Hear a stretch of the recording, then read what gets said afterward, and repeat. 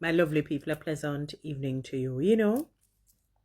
I was talking with somebody that I know for a long time, and the individual shared something with me that I found profound because I never really thought of it that way.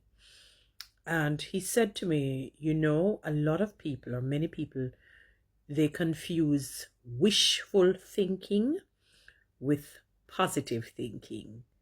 So, for example, you know, for example, wishful thinking is, boy, I wish I could have get $10 million.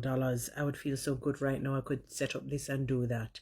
And it stays right there. Positive thinking is, how can I get $10 million? I'm going to put these into action. These are my goals. These are my objectives. Let me see how much I can put these into action for the long haul. The Bible says, do not get weary. Do not give up in doing good, because in due season you will reap a reward. Because God knows that, you see, when the challenges come, listen, the challenges come in such a way that you feel like you're at the edge of a cliff. And the only choice you may give to yourself is to just jump off. But something says, let me pull back. There has to be a better way, because God knows the challenges are going to come. And sometimes, boy, the season for them is everlastingly and excruciatingly long and painful. You follow? So, and I'm saying to you, positive thinking is active. It's an active word. You don't just say, boy, I wish. No, you don't even use that terminology. Those words don't come out of your mouth. I am going to, and this is how I am going to do it. That is the power of positive thinking. And he even went further, and I said, that's good critical thinking skills. I never looked at it that way. Norman Vincent Peale is the one that coined that. I think he coined the term positive thinking. And I think there's somebody else who created the law of attraction. But there is something, with the law of attraction. It sounds good and it generally has some positives in it. But what has happened is that it seems to be all encompassing.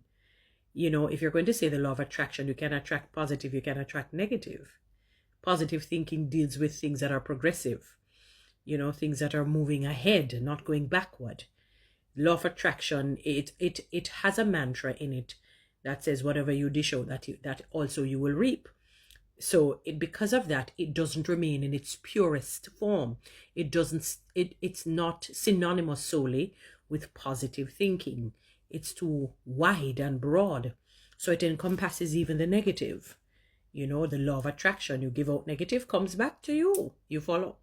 So, and so that is my issue with that particular. I've never been fond of just talking about the law of attraction. But I know what most people tend to, there probably a lot of people tend to think positively, but you do have those who may use it in the negative.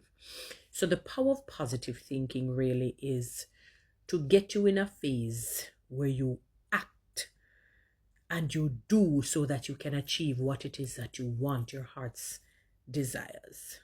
So it's not wishful thinking. Wishful thinking is just merely, well, I wish I could have get 20 million, 30 million, 40 million. Why? I wish I could have buy that big house over there, and it stops there. It's not watered. It is not nurtured. So it does not grow. It stays in the seed form. So power of positive thinking, I would say it this way.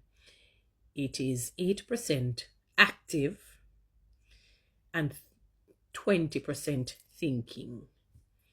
So 80 active, 20% thinking. All right, guys. You can follow me on Instagram, and don't forget to subscribe to my TikTok channel. And please give me one of those lands.